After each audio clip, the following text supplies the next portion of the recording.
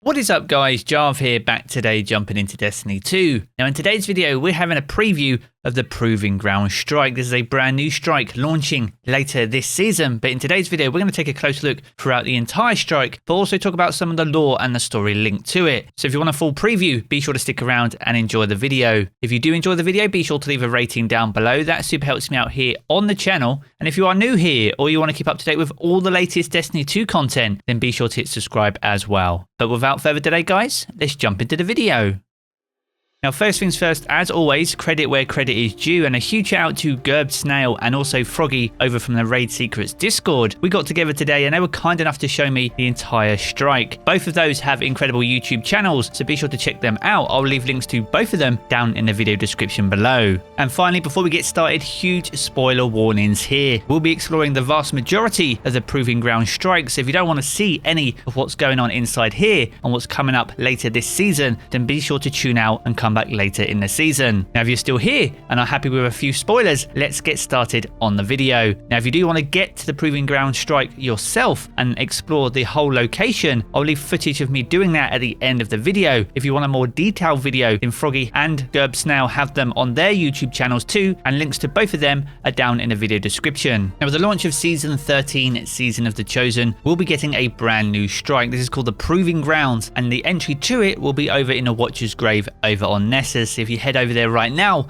there is a huge land tank waiting for us. Now this will be the entrance to the entire strike, and it's from here we'll be working our way through. Now Jinso was able to data mine a lot of information about some of the narrative linked to the strike. Now the land tank itself is called Halphas Electus, as we can see here as we load in. Now the boss is not Caiatl at all, but one of Caiatl's chosen, and their name is Ignovun, chosen of Caiatl. Now Ignovun is Caiatl's fleet master, and her helmet is crafted by scions, and this grants them their very will, but also they power over flame, and that will become more relevant as we approach the final boss arena of this strike. Now the room that we're in right now is the one with the Cabal tanks that we see from the trailer. You can also see this with some of the artwork that was released alongside the season, so there will be lots of tanks in this room, most likely coming out of these large doors at the far side of the room, as well as ads spawning on both the left and the right. Now as you can see, it's quite a confined room, but to have such a large tank in such a small space will make this a very difficult challenge even on Grandmaster. Now Empress Caiatl deployed the tank fortress on Nessus as an open invitation to survivors of the Red Legion to vie for a seat on her war council. So we'll need to vanquish the Cabal to prove ourselves in glorious combat against her chosen. And this is where Commander Zavala informs us that we have been chosen to fight for the last city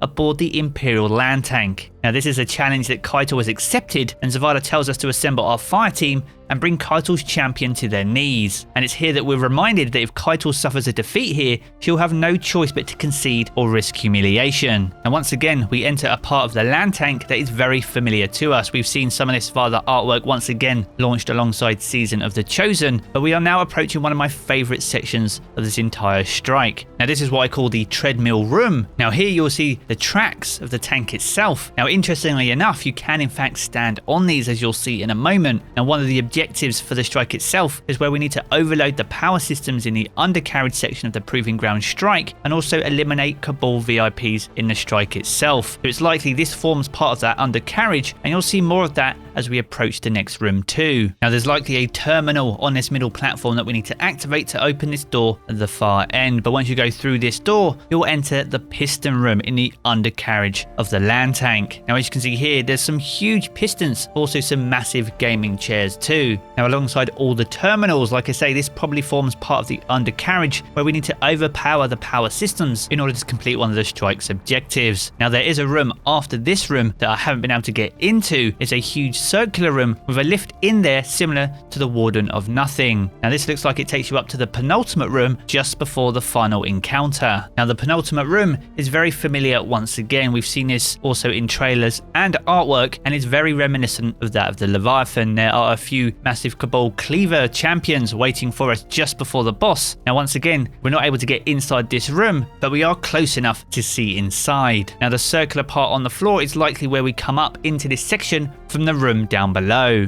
And this brings us nicely onto the final boss encounter. This is where Ignovun, chosen of Caiatl, will face us. Now this is very much an arena based encounter. In fact, if you look closely around the top sections of the roof, you can see shadows of other Cabal legionnaires watching the fight take place. So it makes you very much feel like a gladiator, which is further resembled by the weapons lying on the floor, but also the occasional ones sticking out the walls. Now earlier in the video we mentioned that Ignovun will have the power over flame, and this is further resembled by what I'm calling the toaster tunnel, again in the final boss room. We're not too sure yet what this would be used for. We need to use it to remove the boss's shield. Be sure to let me know your thoughts on what it could be used for down in the comments below. So there we have it guys, that's a good look at all the accessible areas currently in the Proving Ground Strike, which is available later this season. Now from what we've seen so far, it's shaping up to be one of the best strikes that I've seen inside Destiny 2. Now if you do want to explore this space for yourself, I'll leave the footage of me getting there at the end of this video, so be sure to check that out if you wish. Now if you have enjoyed the video, be sure to leave a rating down below. That super helps me out here on the channel. Or if you're new here and you want to keep up to date with all the latest Destiny 2 content, be sure to hit subscribe as well. I'm going to jump back into the game as always guys, but I will catch you all again very soon.